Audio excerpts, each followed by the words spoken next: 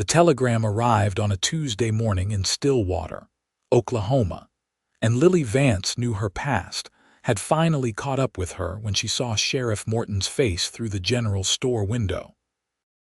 It was August of 1882, and the heat pressed down on the dusty street like a heavy blanket, making everything shimmer and distort in ways that felt appropriate for what was about to unfold. Lily had been working at the general store for nearly 6 months now, keeping her head down, speaking softly, and trying her best to become invisible in this small town that had offered her sanctuary when nowhere else would. She had fled from Kansas City with nothing but the clothes on her back and a heart full of regret, leaving behind a reputation that had been dragged through every saloon and parlor from one end of the city to the other. The sheriff pushed through the door, and the bell above it rang with a cheerfulness that felt mocking given the circumstances. Behind the counter, Lily felt her hands begin to tremble as she set down the bolt of calico fabric she had been measuring for Mrs. Henderson. The older woman glanced between the sheriff and Lily with poorly concealed curiosity, her eyes gleaming with the promise of gossip that would spread through town faster than a prairie fire. "Miss Vance," Sheriff Morton said, removing his hat. His voice was not unkind, but it carried a weight that made her stomach drop. "I need to have a word with you, private-like." Mrs. Henderson gathered her purchases with exaggerated slowness, clearly hoping to overhear whatever was about to be discussed. Lily's employer, Mr. Jessup, emerged from the back room with his perpetually worried expression deepening into something closer to alarm. He was a nervous man by nature, always fretting about his accounts and his inventory, and the sight of the law in his establishment clearly unsettled him. "Is there some kind of trouble, Sheriff?" Mr. Jessup asked, wringing his hands. "Nothing that concerns you directly, Harold," the sheriff replied. "Though you might want to hear this too, seeing as Miss Vance works for you." Lily felt the blood drain from her face. She had known this day might come, had dreaded it every morning when she woke and every night before she slept. The past was never truly past, not when you carried it with you like a brand on your soul. She forced herself to stand straight, to meet the sheriff's eyes with as much dignity as she could muster. "What is this about?" she asked, though she already knew. There was only one thing it could be about. Sheriff Morton pulled a telegram from his pocket and unfolded it carefully. "Got word from the marshal's office in Kansas City. Says here that a Lillian Vance is wanted for questioning in connection with a robbery that took place at the Merchants Bank back in March of last year. Says she was associated with the Dalton gang and might have information about their whereabouts." The words hung in the air like smoke from a gun barrel. Mrs. Henderson gasped audibly before scurrying out the door, no doubt racing to spread the news. Mr. Jessup's face went pale, then red, then pale again as he processed what he was hearing. Lily felt the familiar weight of shame settle over her shoulders, that old companion that she had tried so hard to leave behind. "I was never part of the gang," she said quietly. "I was involved with Cole Dalton for a time, but I never rode with them. I never participated in any of their crimes." "That may be so," Sheriff Morton said, and his tone was gentler than she had expected. "But the marshal wants to talk to you regardless. Now, I can either put you on the next stage to Kansas City in irons, or you can give me your word that you will not run, and I'll let you stay here until they send someone to escort you proper." "She will not be staying here," Mr. Jessup interjected, his voice high and thin with panic. "I cannot have a criminal working in my establishment. Think of my reputation. Think of my business." Lily had expected this, had known it would come to this, but the reality of it still struck her like a physical blow. "I understand," she said, untying her apron with hands that shook despite her best efforts to remain calm. I will gather my things. Now hold on just a minute, a new voice said from the doorway. Everyone turned to see Isaiah James standing in the entrance, his tall frame silhouetted against the bright sunlight outside. He was a rancher, one of the more successful ones in the area, known for his fair dealings and his skill with horses. Lily had seen him in town before, had even helped him on a few occasions when he came in to purchase supplies, but they had never exchanged more than a few polite words. He was perhaps 27 or 28 years old, with dark hair that curled slightly at his collar and eyes the color of creek water after a storm. "This is none of your concern, Isaiah," Sheriff Morton said, though there was respect in his tone. "I beg to differ," Isaiah replied, stepping fully into the store.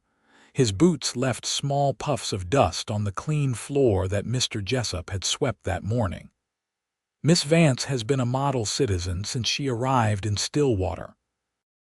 She has worked hard, kept to herself, and caused no trouble whatsoever. Seems to me that punishing her for her past before anyone has even proved she did anything wrong is about as unjust as it gets," Mr. Jessup sputtered. "But the telegram said she is wanted for questioning," Isaiah interrupted, his voice firm but not aggressive. "Not that she is wanted for arrest. There is a considerable difference between the two." Sheriff Morton scratched his chin thoughtfully. "That is true enough. But the fact remains that the marshal wants to speak with her, and I have a duty to ensure that happens." "And I am not disputing that duty," Isaiah said. He turned to look at Lily directly, and she found herself unable to look away from his steady gaze. "But throwing a young woman out on the street because of unproven accusations strikes me as wrong. If Mr. Jessup here does not have the backbone to stand by his employee, then I will offer Miss Vance a position at my ranch until this matter is resolved." The offer stunned everyone in the room, Lily most of all. She opened her mouth to speak, but no words came out. The generosity of the gesture, the sheer unexpectedness of it, left her temporarily speechless. "You cannot be serious," Mr. Jessup said, his voice dripping with scandalized disbelief. "The woman consorted with outlaws. The woman fell in love with the wrong man," Isaiah corrected, his tone sharpening. "Which, last I checked, is not a crime, and even if it were, she has paid for that mistake by starting over with nothing. That takes courage, Harold. More courage than you or I have likely ever needed to muster." Lily felt tears prickling at the corners of her eyes, but she blinked them back fiercely. She would not cry, not here, not in front of these men who were discussing her fate as if she were a piece of property to be bartered over. But the kindness in Isaiah James's words, the unexpected defense from a man who barely knew her, touched something deep inside her that she had thought was dead. "I appreciate your offer, Mr. James," she said, finding her voice at last, "but I cannot accept your charity. You do not know me, and you certainly do not know what I have done." "Then tell me," he said simply. "Tell me your story and let me decide for myself whether I want to help you." Sheriff Morton cleared his throat. "This is all very noble, Isaiah, but it does not change the facts.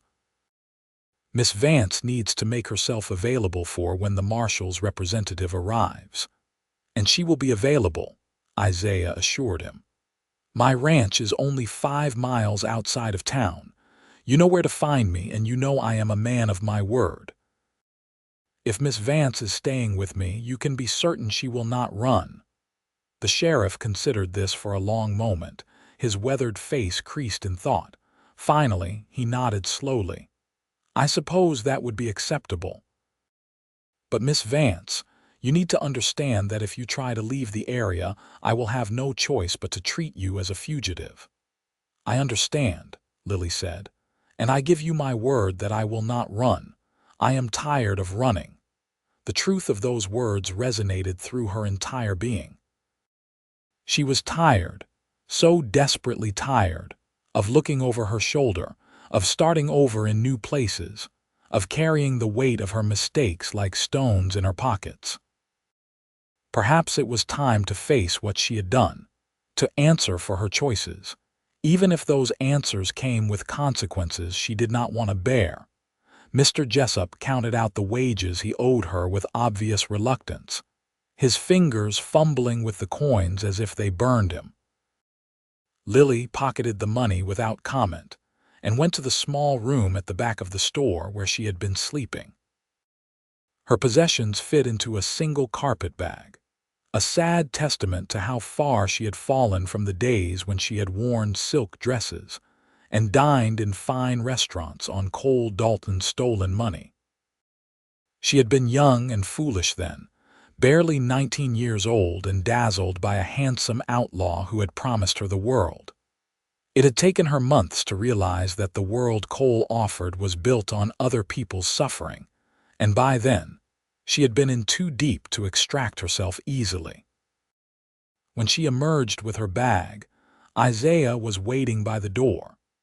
He took the bag from her without asking, a simple gesture of courtesy that felt strange after months of suspicious glances and cold shoulders from the people of Stillwater. They walked out into the bright afternoon sunshine together, and Lily could feel the eyes of the town upon them, could sense the curtains twitching in windows up and down the street as people watched the fallen woman leave with one of the most respected men in the county. Isaiah had a wagon waiting, hitched to a pair of sturdy horses that looked well cared for and strong.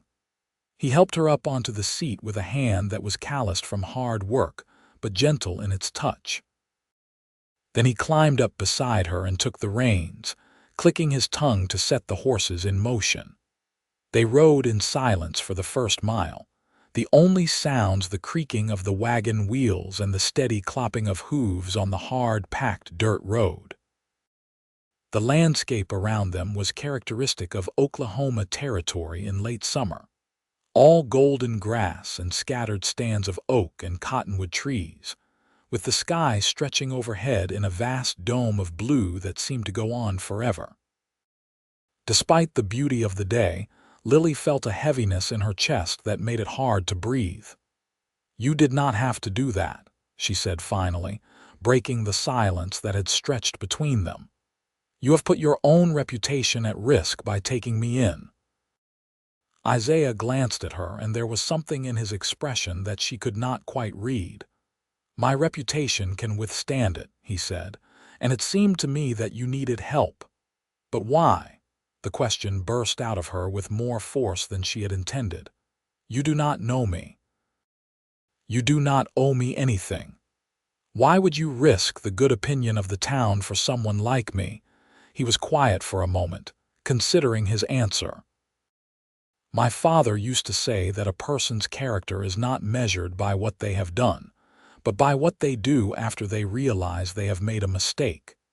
You could have stayed in Kansas City, could have continued down the path you were on, but you did not. You left, you started over, and you have been working hard to build a new life. That tells me more about who you are than any telegram from a marshal's office ever could." Lily felt her throat tighten with emotion. "You make it sound noble," she said softly. "But the truth is, I ran because I was scared. Cole had become violent, unpredictable. The things the gang was doing were getting worse, and I knew that if I stayed, I would either end up dead or in prison. So I ran, and I have been running ever since." "Being scared does not make your choice any less brave," Isaiah said. "And stopping the running, facing whatever comes, that is the bravest thing of all." They fell silent again, but this time the quiet felt more companionable, less weighted with tension. Lily found herself studying Isaiah from the corner of her eye, taking in the strong line of his jaw, the capable way he handled the horses, the calm confidence that seemed to radiate from him. He was not a handsome man in the flashy way that Cole had been, with his quick smile and his silver tongue. Isaiah's appeal was quieter, steadier, built on substance rather than surface charm. The ranch came into view as they crested a low hill, and Lily felt a small flutter of surprise at how well kept everything appeared.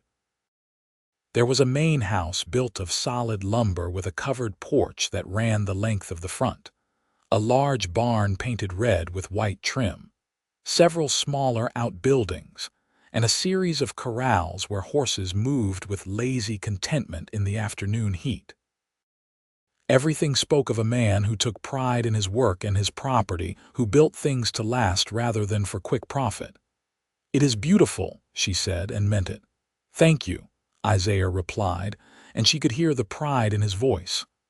"I built most of it myself, with help from my hired hands. It has taken me 5 years to get it to this point, but I am pleased with how it has turned out." He pulled the wagon up in front of the house and helped her down. A man emerged from the barn, older and weathered, with a gray beard and sharp eyes that took in Lily's presence with obvious curiosity. "This is Jack Morrison," Isaiah said. "He is my foreman and has been with me since I started this place. Jack, this is Miss Lily Vance. She will be staying with us for a time." Jack touched the brim of his hat respectfully. "Madam," he said, his voice gravelly with age and tobacco. "Pleased to meet you," Lily responded, unsure of what else to say. Isaiah led her into the house, and she was immediately struck by how clean and orderly everything was. This was clearly a bachelor's residence, with simple furnishings and a notable lack of decorative touches, but everything was neat and well maintained. The main room served as both kitchen and living area, with a large stone fireplace dominating one wall and windows that let in generous amounts of light. "There are 2 bedrooms," Isaiah said, gesturing down a short hallway. "You can have the spare room. It is not much, but the bed is comfortable and you will have privacy." "Mr. James," Lily began, but he held up a hand. "Isaiah," he corrected. "If we are going to be living under the same roof, even temporarily, we might as well dispense with excessive formality." "Isaiah," she amended. "I need to be clear with you about something. I do not know what you expect from me in exchange for your help, but I will not, I expect nothing," he interrupted, and his voice was firm. "You will help around the house if you are willing, cooking and cleaning and such, because I am not particularly skilled at those domestic tasks. But beyond that, I expect nothing except that you keep your word to the sheriff and do not run. I am not taking you in because I have improper designs on you. I am doing it because it is the right thing to do." Lily felt her cheeks flush with embarrassment at having made the assumption, but also with relief that her fears were apparently unfounded. "I am sorry," she said. "I should not have suggested. You were right to make your boundaries clear," Isaiah said. "Given what you have been through, I imagine trust does not come easily. I hope that in time I can prove myself worthy of that trust."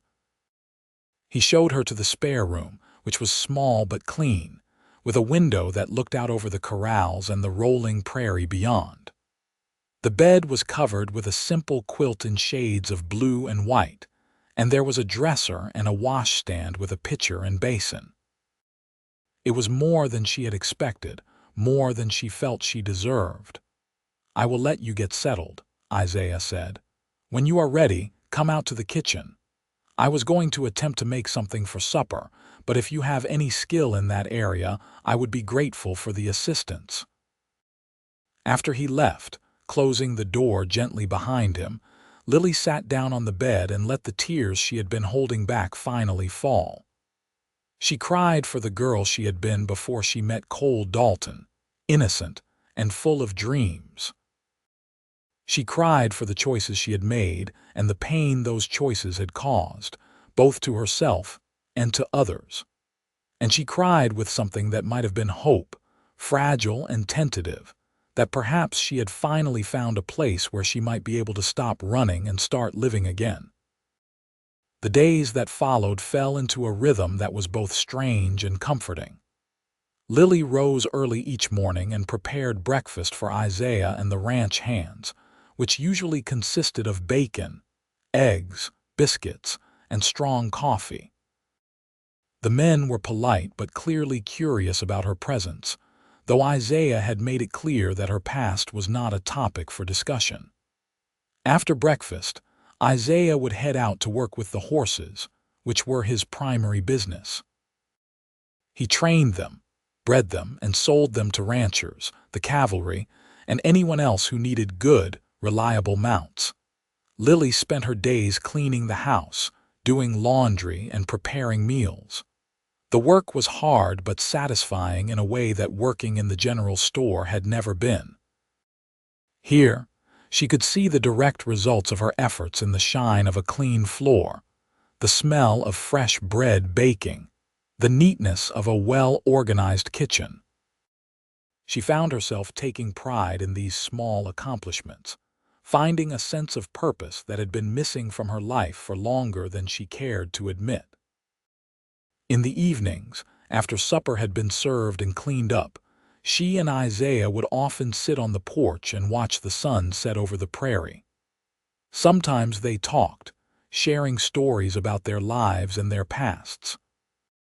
He told her about growing up on a small farm in Missouri, about losing his parents to fever when he was 20, about using his small inheritance to come to Oklahoma Territory and build something of his own. She told him, haltingly at first and then with increasing confidence, about her own childhood in St. Louis, about her father's death and her mother's subsequent remarriage to a man who drank too much and had wandering hands, about running away at 18 and ending up in Kansas City with no money and no prospects. "That is where I met Cole," she said one evening, about 2 weeks after she had arrived at the ranch. The sky was painted in shades of orange and pink, and the air had finally started to cool after another scorching day. He was in a saloon where I was working as a serving girl. He was so charming, so full of life. He made me feel like I was the most important person in the world when he looked at me. I had never had anyone make me feel that way before. Isaiah was quiet for a moment, rocking slowly in his chair. "I can understand the appeal," he said finally. "When you have been alone and struggling, the attention of someone who seems confident and successful can be intoxicating." "He told me he was a cattleman," Lily continued, her voice soft with memory. "Said he had a ranch in Texas and was in Kansas City on business." It was not until months later, after I had moved into his apartment and become completely dependent on him, that I learned the truth about what he really did. By then, I thought I loved him, and I convinced myself that it did not matter how he made his money. I told myself that the banks and the trains he robbed had plenty of money, that we were just taking a small share of what they had stolen from ordinary people. "But you stopped believing that eventually," Isaiah said. "It was not a question." "Yes," Lily said. "I stopped believing it when I saw a man get shot during one of their robberies. Cole came home covered in blood that was not his, laughing about how they had gotten away with $10,000. I asked him what happened to the man who had been shot, and he said it did not matter, that the man should not have been a hero. That was when I realized that Cole did not care about taking from the rich or helping the poor or any of the noble justifications I had invented for his actions. He just liked the thrill of it, the danger, the power, and he was willing to kill to keep that feeling alive." She wrapped her arms around herself, suddenly cold despite the warmth of the evening. "I started planning my escape that night. It took me 2 months to save enough money from the household funds he gave me. And then one day when he and the gang were out on a job, I packed a bag and bought a ticket on the first stage heading west. I have been moving from town to town ever since, always afraid that he would find me or that the law would catch up with me." Isaiah reached over and took her hand, his touch warm and reassuring. "You are safe here," he said. "Whatever comes, whatever happens when the marshal's man arrives, you are not alone anymore." The gesture was simple, even innocent, but Lily felt something shift inside her at the touch of his hand on hers. It was different from the way Cole had touched her, which had always been possessive, demanding. Isaiah's touch was gentle, offering comfort without expecting anything in return. She found herself wanting to lean into that gentleness, to believe that perhaps not all men were like Cole, that perhaps she could trust again. "Thank you," she whispered, and he squeezed her hand gently before releasing it. As summer slowly gave way to early autumn, the relationship between Lily and Isaiah continued to deepen. They had not spoken explicitly about the feelings that were growing between them, but they were there nonetheless, present in every shared glance, every accidental touch, every conversation that stretched late into the night. Lily found herself thinking about him constantly, noticing small details like the way his hair curled when it got too long, the depth of his laugh when something genuinely amused him, the careful way he handled the young horses he was training. She also noticed the way the townspeople looked at her when she accompanied Isaiah into Stillwater for supplies, which happened about once a week. There were whispers behind hands, pointed stares, and more than one instance of women crossing the street to avoid walking near her. The judgment in their eyes was clear and cutting, a constant reminder that she was not like them, that her past sins marked her as permanently other. One Saturday afternoon in late September, Lily was standing outside the dry goods store while Isaiah conducted some business inside when she overheard a conversation that made her blood run cold. "It is a disgrace," one woman was saying to another, their voices carrying clearly in the quiet street. "A respectable man like Isaiah James, living in sin with that outlaw woman. I heard she was more than just involved with the Dalton gang," the second woman replied, her tone dripping with scandal. "I heard she participated in their crimes, that she killed a man in cold blood." "Well, I do not know about that, but I do know that no decent woman would have associated with such people. She must have no morals at all. And poor Isaiah, he is clearly being taken advantage of. She probably has him under some kind of spell." Lily felt her hands clench into fists at her sides, her nails digging into her palms hard enough to hurt. She wanted to confront these women, to defend herself and to defend Isaiah, but she knew it would do no good. Their minds were made up, their judgments passed, and nothing she could say would change their opinions. Isaiah emerged from the store at that moment, his arms full of packages.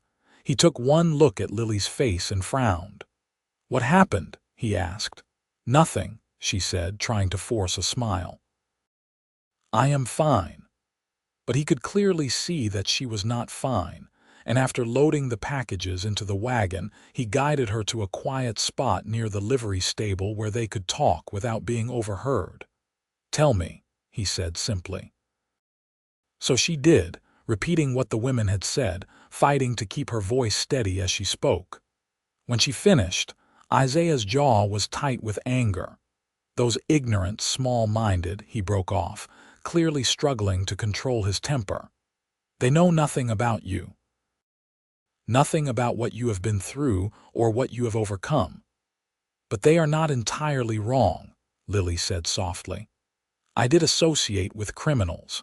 I did benefit from their crimes, even if I did not participate directly, and my presence in your home is damaging your reputation. People are talking about you now, questioning your judgment, your character. That is not fair to you." "I do not give a damn what people say about me," Isaiah said fiercely. "And I certainly do not care about the opinions of gossips and hypocrites who are so eager to cast stones without examining their own failings." "But I care," Lily said, and her voice broke slightly. "I care because you have been nothing but kind to me, and I am repaying that kindness by bringing shame to your name. Perhaps it would be better if I left, if I went to Kansas City, and faced whatever charges they want to bring against me. At least then you would not have to. No, Isaiah interrupted, and there was a note of desperation in his voice that surprised her. No, you are not leaving. Not because of some vicious gossip, not because of people who are too small to see beyond your past to who you are now. He took her hands in his, holding them tightly, and when she looked up into his face, she saw something there that made her breath catch in her throat. Lily, he said, and her name on his lips sounded like a prayer. These past 2 months, having you at the ranch, spending time with you, getting to know you, it has made me realize something. I do not care about your past. I do not care what you did or who you were before you came to Stillwater. The woman I see before me now, the woman who works hard and speaks honestly and is brave enough to face her mistakes head-on, that is the woman I care about. That is the woman I am falling in love with. The declaration hung in the air between them, enormous and terrifying and wonderful all at once. Lily felt tears streaming down her face, but for once they were not tears of shame or fear but something else entirely. You cannot love me, she whispered. You do not know everything. You do not know the worst of it. Then tell me, he said. Tell me the worst of it, and let me prove to you that it does not change how I feel. So there, in the dusty alley behind the livery stable, with the sounds of the town going about its business all around them, Lily told him everything. She told him about the bank robbery where the guard had been shot, about how she had helped Cole and his gang plan some of their jobs by giving them information she had learned from listening to conversations in the saloon where she worked. She told him about the money she had spent, knowing it was stolen, knowing that it represented other people's losses and pain. She told him about the nightmares she still had, about the guilt that ate at her in the quiet hours of the morning, about the fear that she would never be able to make amends for what she had done. When she finished, she felt empty, wrung out, certain that he would turn away from her now that he knew the full truth. But instead he pulled her into his arms, holding her close while she sobbed against his chest. I only care about our future together, he said firmly, his voice steady and sure. Not your past, not the mistakes you made when you were young and scared and alone. I care about the woman you are now and the woman you are becoming. And if you will let me, I want to be part of that future. I want to stand beside you and face whatever comes together. Lily pulled back slightly so she could see his face, needing to know if he truly meant what he was saying. What she saw in his eyes was nothing but sincerity and something deeper, something that looked very much like love. The realization that he truly did not judge her, that he could see beyond her mistakes to the person she was trying to become, broke something loose inside her that had been frozen for a very long time. I do not deserve you, she said, but there was no heat in the words, only wonder. Maybe not, he said with a slight smile, but you are stuck with me anyway, unless you do not feel the same way, in which case I have just made a complete fool of myself. Despite everything, Lily found herself laughing through her tears. I do feel the same way, she admitted. I've been trying not to, trying to convince myself that it was not fair to you, that I had no right to care for someone as good as you. But I do care. I care so much that it frightens me. Then be frightened with me, Isaiah said, because I am terrified too. But I would rather be terrified with you by my side than safe and alone. He kissed her then, a gentle press of lips that tasted of salt from her tears and promise for the future. It was nothing like the demanding, possessive kisses Cole had given her. This was a kiss that asked rather than took, that offered rather than demanded. When they finally pulled apart, Lily felt as though something fundamental had shifted in the universe, as though she had been wandering lost in the dark and had finally found her way home. The ride back to the ranch was quiet, but it was the comfortable silence of two people who had said everything that needed to be said and were content simply to be together. When they arrived home, Isaiah helped her down from the wagon, and his hands lingered at her waist for a moment longer than strictly necessary. She smiled up at him, feeling lighter than she had in years, and he smiled back with such open affection that it made her heart ache in the best possible way. The following weeks were some of the happiest of Lily's life. She and Isaiah were not hiding their feelings anymore, though they remained proper and respectful in front of the ranch hands. They would sit together on the porch in the evenings, his arm around her shoulders, talking about their dreams for the future. He wanted to expand the ranch, to build a proper breeding program for his horses. She wanted to plant a garden in the spring, to have flowers growing around the house. They were simple dreams, domestic and ordinary, and that was precisely what made them so precious. But hanging over all of this happiness was the knowledge that someone from Kansas City would eventually arrive, and Lily would have to face the consequences of her past actions. As October arrived and the weather began to cool, the wait became increasingly difficult. Every time a stranger rode into town, every time there was an unexpected knock at the door, Lily felt her heart leap into her throat with anxiety. The marshal's representative finally arrived on a cloudy Thursday afternoon in mid-October. Lily was kneading bread dough in the kitchen when she heard horses approaching the house. Through the window, she saw Sheriff Morton riding up with another man, this one wearing a marshal's badge and an expression of weary determination. Isaiah was out in the corrals working with a young stallion, and she watched as he handed the lead rope to Jack and came striding toward the house. By the time the two lawmen had dismounted, Isaiah had reached the porch, and Lily stepped out to stand beside him. He took her hand in his, a gesture of solidarity that gave her strength. "Good afternoon, Sheriff," Isaiah said calmly, "and you must be the representative from Kansas City." "Deputy Marshal Thomas Carter," the man said, tipping his hat. He was middle-aged with a thick mustache and tired eyes that had seen too much of human nature's darker side. "I am here to speak with Miss Lillian Vance." "I am Lily Vance," she said, proud that her voice did not shake. "I have been expecting you." Marshal Carter studied her for a moment, and she had the impression he was comparing her to whatever description he had been given. "I need to ask you some questions about your association with Cole Dalton and his gang. I want to assure you that you are not currently under arrest, but I need you to be honest with me about what you know."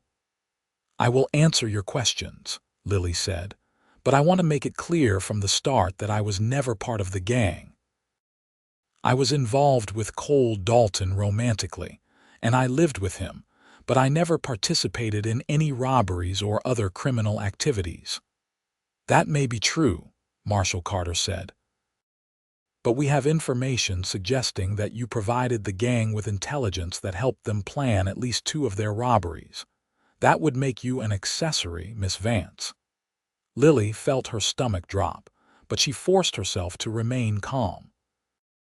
"It is true that I overheard conversations in the saloon where I worked, and that I repeated what I heard to Cole.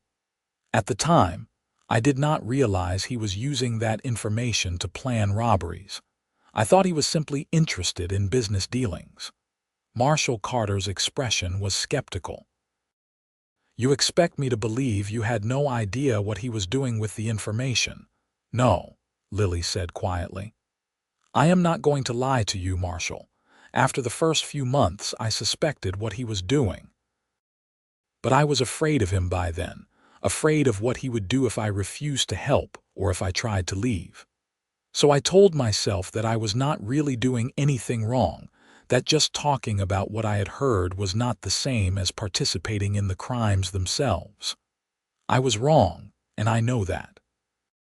But I was never part of the gang, and I never wanted anyone to get hurt. Isaiah squeezed her hand supportively, and she drew strength from his presence beside her. Marshall Carter pulled out a notebook and began asking detailed questions about her time with Cole, about the members of the gang, about their habits and hideouts and plans. Lily answered as honestly as she could, providing as much information as she remembered about the gang's operations.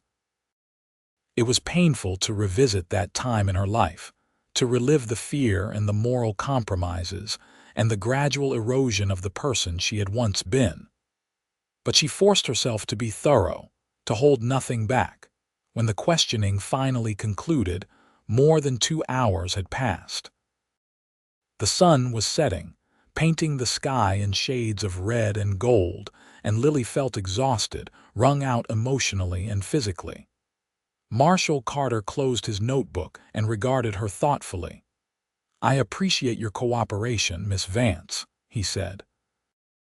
"Based on what you have told me and the evidence we have, I do not believe there is sufficient cause to charge you with any crime. The information you provided to Dalton was largely conversational in nature, and there is no direct evidence linking you to the planning or execution of any specific robbery. However, I need to inform you that if Dalton is ever captured and put on trial, you may be called as a witness." Lily felt a wave of relief so intense that her knees nearly buckled.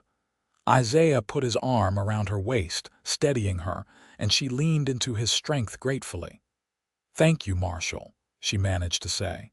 "I will cooperate fully if I am needed as a witness." "I believe you will," Marshall Carter said. He turned to Sheriff Morton. "As far as I am concerned, Miss Vance is free to go about her life without any restrictions. I will file my report with the Marshal's office in Kansas City, and unless Dalton is captured, I do not anticipate any further contact." After the 2 lawmen had ridden away, Lily finally allowed herself to truly process what had happened. She was free. The past that had haunted her for so long no longer had power over her future. She turned to Isaiah, and he was smiling at her with such joy and pride that she felt her eyes fill with tears yet again. "It is over," she whispered. "I can finally stop looking over my shoulder."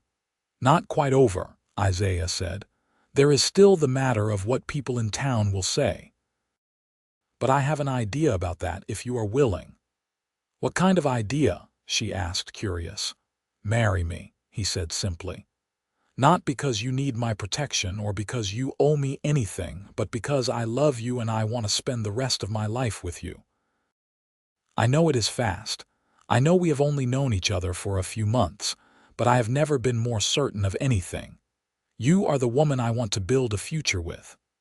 Lily stared at him, her heart pounding so hard she was certain he must be able to hear it. Marriage had seemed like an impossible dream, something that women with pasts like hers did not get to have. But here was this good, kind man, offering her not just his name but his heart, his life, his future. "Are you sure?" she asked, needing to hear him say it again. "People will talk. They will say terrible things about both of us. Your reputation will suffer."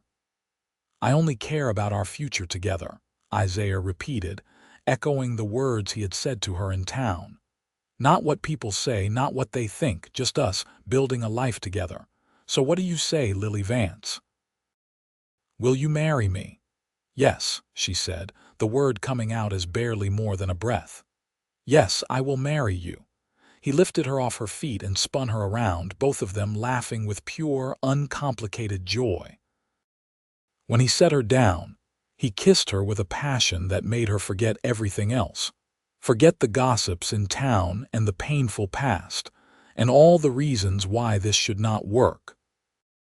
All that mattered was this moment, this man, this love that had somehow found her when she least expected it and most needed it. They were married 3 weeks later in a small ceremony at the ranch. Sheriff Morton agreed to perform the service, and Jack Morrison and a few of the other ranch hands served as witnesses. Lily wore a simple dress in pale blue that Isaiah had purchased for her in town, and she carried a bouquet of the last wildflowers of the season that Jack had gathered for her that morning. It was not a grand affair, but it was perfect in its simplicity and sincerity.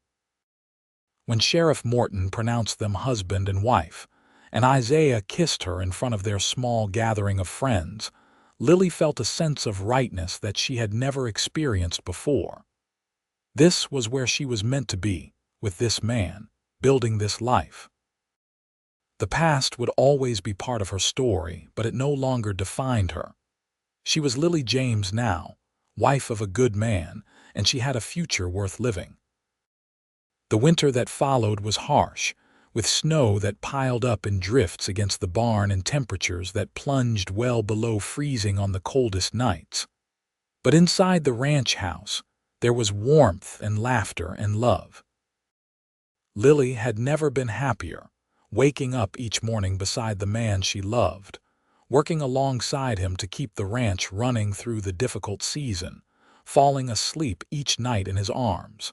In February, she realized she was pregnant. The discovery filled her with a complex mixture of emotions, joy and fear tangled together in equal measure. She worried that she would not be a good mother, that the mistakes of her past would somehow taint her ability to raise a child properly. But Isaiah was overjoyed at the news, and his confidence in her helped to calm her fears. "You are going to be a wonderful mother," he told her, his hand resting gently on her still, flat belly. "Our child is going to be so loved, so wanted. That is all that matters." As spring arrived and the prairie began to green with new grass, Lily found herself settling more fully into her new life. She planted the garden she had dreamed about, putting in vegetables and herbs as well as flowers. She sewed clothes for the baby that would arrive in the fall, tiny gowns and blankets that she stitched with careful love. And slowly, almost imperceptibly, the people of Stillwater began to soften in their attitudes toward her. It started with small gestures. Mrs. Henderson from the general store nodded politely when they passed on the street. The minister's wife stopped by the ranch one afternoon to drop off some baby clothes her own children had outgrown. Other women began to follow suit, and Lily realized that by marrying Isaiah, by proving her commitment to building a respectable life, she had begun to earn a place in the community. Not everyone was willing to forgive or forget. There were still those who crossed the street to avoid her, who whispered behind their hands and looked at her with judgment in their eyes. But their numbers were dwindling, and Lily found that she cared less and less about their opinions. She had Isaiah, she had the life they were building together, and she had the baby growing inside her. That was enough. Their son was born on a crisp October evening, almost exactly a year after Marshall Carter had come to question her. The birth was long and difficult, and there were moments when Lily was certain she could not endure another minute of the pain. But Isaiah stayed by her side through all of it, holding her hand and wiping her face with a cool cloth and telling her how strong she was, how brave. And when the baby finally arrived, squalling and red-faced and perfect, Lily held him in her arms and felt a love so fierce and overwhelming that it took her breath away. "What should we name him?" Isaiah asked, gazing down at their son with wonder and awe in his eyes. Lily thought for a moment. "What about Isaac?" she suggested. "It is similar to your name but not exactly the same, and it means laughter, which feels right." "Isaac James," Isaiah said, trying it out. "I like it. Welcome to the world, Isaac." Being a mother was harder than Lily had anticipated, but it was also more rewarding. The sleepless nights and endless feedings and constant worry were exhausting, but they were balanced by moments of pure magic. Tiny hands gripping her finger, the weight of the baby sleeping on her chest, the sound of Isaiah singing lullabies in his rough, untrained voice. She had never felt more purposeful, more needed, more complete. As Isaac grew from an infant into a toddler, the ranch prospered. Isaiah's reputation as a horse breeder spread throughout Oklahoma Territory and beyond, and he was able to expand his operations, hiring additional hands and building new facilities. Lily managed the household and helped with the business side of things, keeping the books and handling correspondence with buyers. They made a good team, each complementing the other's strengths and covering for each other's weaknesses. When Isaac was 3 years old, Lily discovered she was pregnant again. This time, the pregnancy felt easier, perhaps because she knew what to expect, or perhaps because she was no longer carrying the weight of fear and shame that had burdened her the first time. Their daughter was born in the spring, a beautiful little girl with dark hair and eyes the exact shade of her father's. "What about Laura?" Isaiah suggested, cradling the baby with the practiced ease of an experienced father. "Laura James has a nice sound to it."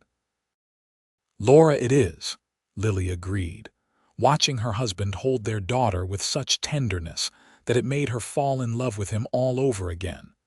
The years passed in a pleasant blur of hard work and family life. Isaac grew into a serious, responsible boy who loved working with the horses alongside his father. Laura was more spirited, full of laughter and mischief, always getting into things she should not. Lily found herself busier than she had ever imagined possible, managing a growing household, helping with the ranch operations, and raising 2 energetic children. But she was happy, deeply and genuinely happy in a way she had never thought possible during those dark days in Kansas City.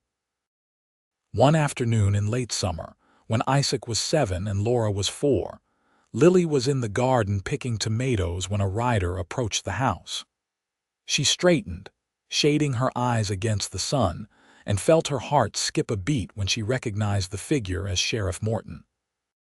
Her first thought was that something had happened to Isaiah, who had ridden into town that morning on business, but the sheriff's expression was neutral rather than grave. "Afternoon, Mrs. James," he said, dismounting. "I hope I am not disturbing you."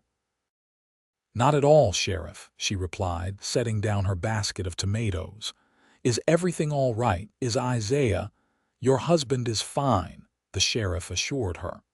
"I actually came out here to give you some news. Thought you would want to hear it as soon as possible." Lily felt a flutter of anxiety. "What kind of news?" "Cole Dalton was killed 3 days ago in a shootout with law enforcement in Colorado. His whole gang was wiped out. I thought you should know." Lily sat down abruptly on the garden bench, her legs suddenly unable to hold her weight. She had not thought about Cole in years, had successfully pushed him into the furthest corners of her mind, but the news of his death brought a rush of complicated emotions. Relief, certainly, that he could never come looking for her or threaten the life she had built. But also a strange sadness for the young woman she had been, who had loved a man so deeply flawed and dangerous, and for Cole himself, who had thrown away any chance at a good life in pursuit of thrills and easy money. "Thank you for telling me," she said when she could speak. "I appreciate you riding all the way out here." "I figured you had a right to know," Sheriff Morton said. "I also wanted you to know that the marshal's office confirmed there will be no need for you to testify or provide any further information. As far as they are concerned, the matter is closed." After the sheriff left, Lily sat in the garden for a long time, processing the news. When Isaiah returned home that evening, she told him what had happened. He held her while she cried, not for Cole but for the girl she had been and for all the years she had spent running and hiding and being afraid. "It really is over now," Isaiah said softly. "You are free, completely free," and she was. The last shadow from her past had been lifted, and she could move forward into the future without any lingering fear or doubt.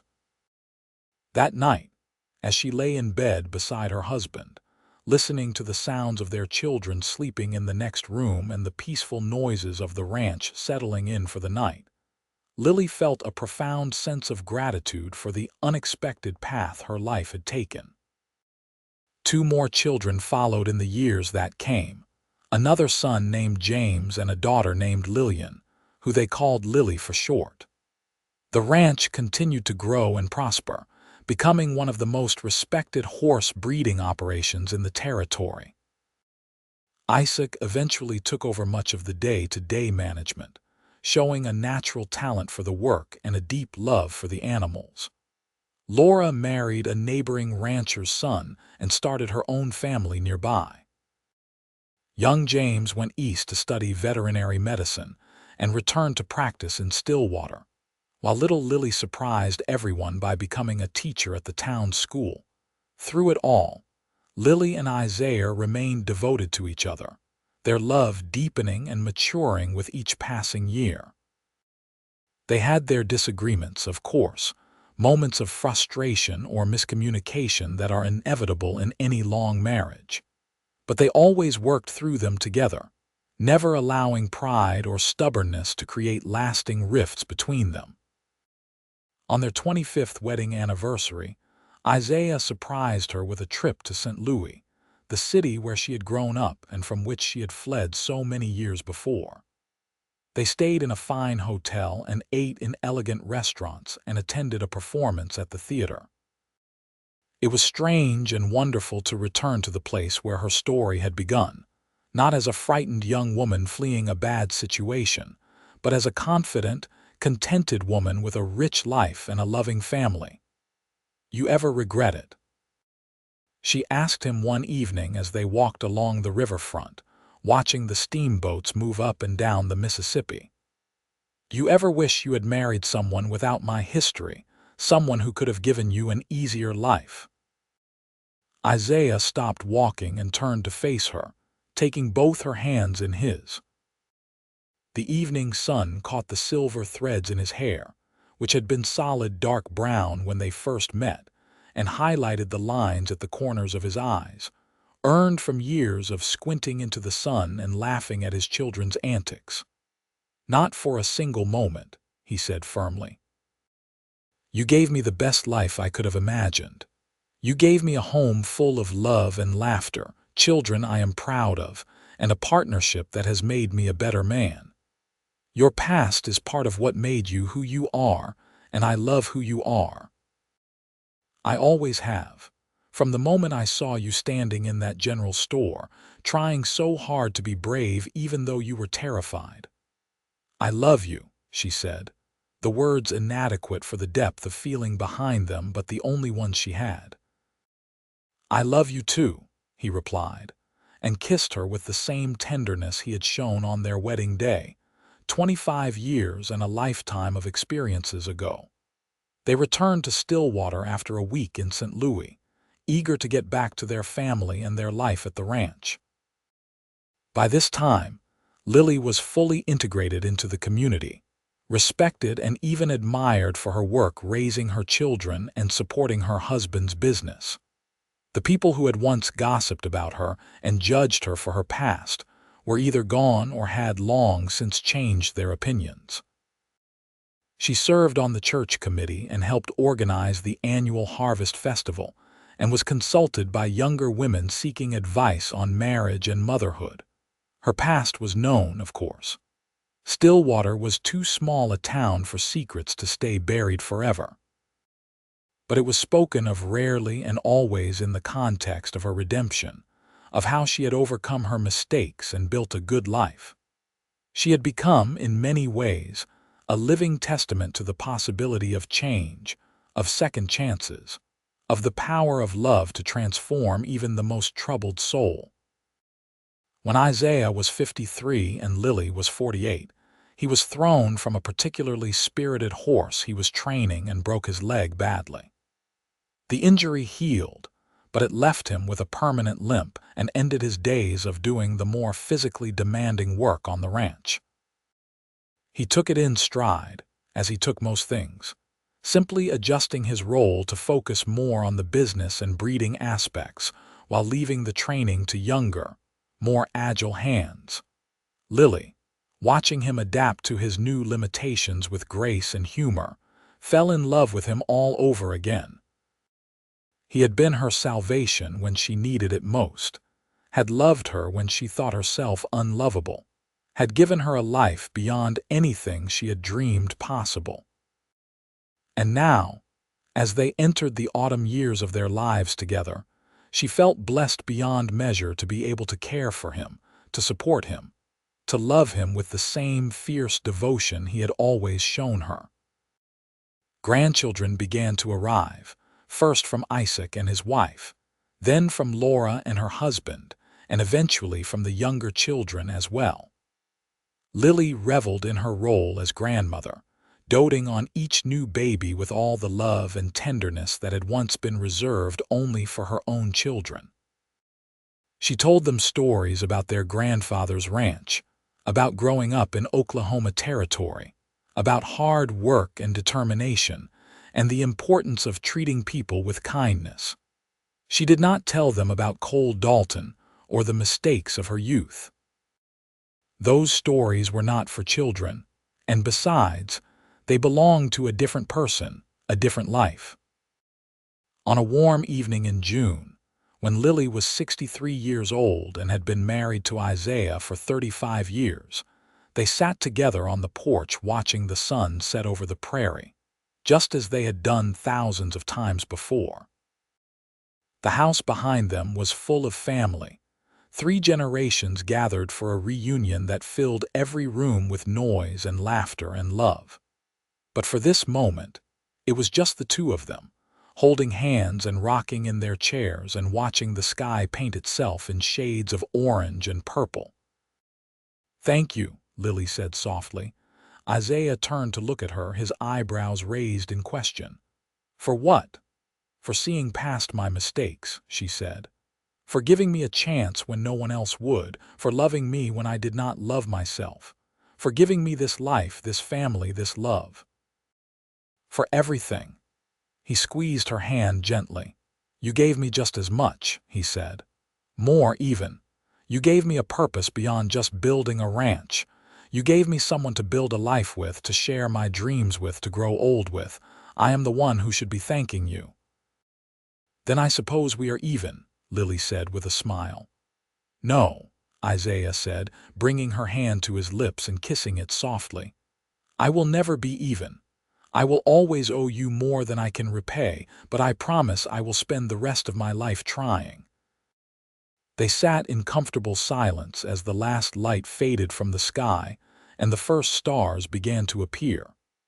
From inside the house came the sound of their grandchildren playing, their children talking and laughing, the comfortable chaos of a family that loved each other deeply and without reservation. It was a life that Lily, in those dark days in Kansas City when she had been running from her past and terrified of her future, could never have imagined for herself, but it was hers. She had earned it through hard work and honesty, and the courage to keep moving forward even when everything seemed impossible. And most of all, she had earned it through accepting the love that Isaiah had offered her, through believing that she deserved a second chance, through having faith that her past did not have to define her future. As they finally rose to go inside and join their family, Isaiah put his arm around her waist, and she leaned into his familiar warmth. They walked into the house together, just as they had walked through life together for more than 3 decades, facing whatever came side by side, united in love and purpose, and the unshakable bond they had forged in the fires of judgment and emerged from stronger than either could have been alone. The years continued to pass, bringing with them the inevitable changes that come with time. Isaiah's hair turned completely white, and Lily's once dark locks followed suit. Their bodies slowed, their movements became more careful, but their love never dimmed. They marked their 40th anniversary surrounded by 4 children, 16 grandchildren, and even a few great-grandchildren who were just beginning to arrive. When Isaiah was 71, he passed away peacefully in his sleep, his hand clasped in Lily's as it had been for so many years. She mourned him deeply, grieving the loss of the man who had been her partner, her protector, her greatest love. But even in her grief, she felt grateful for the life they had shared, for every moment they had been given together. She lived for another 7 years after his death, spending her time with her children and grandchildren, tending her garden, and keeping alive the legacy of the ranch that she and Isaiah had built together. When she finally passed away at the age of 75, it was with a sense of peace and completion, knowing that she had lived a good life, that she had been loved and had loved in return, and that she had proved wrong every person who had ever judged her for her past mistakes. At her funeral, her children spoke about her strength, her kindness, her unwavering devotion to family. Her grandchildren remembered her stories and her gentle wisdom.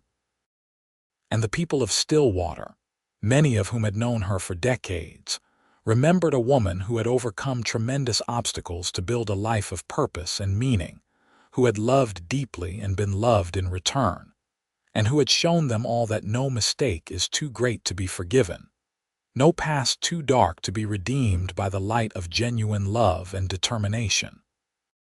She was buried beside Isaiah in the small cemetery outside of town, under a simple headstone that bore both their names and a single line of inscription that their eldest son had chosen. Together in life, together in eternity.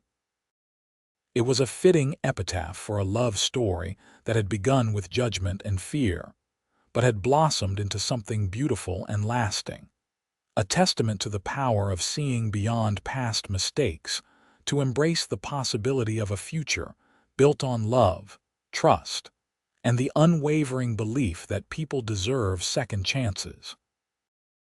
The ranch continued on, passed down through the generations, each one building on the foundation that Isaiah and Lily had laid so many years before.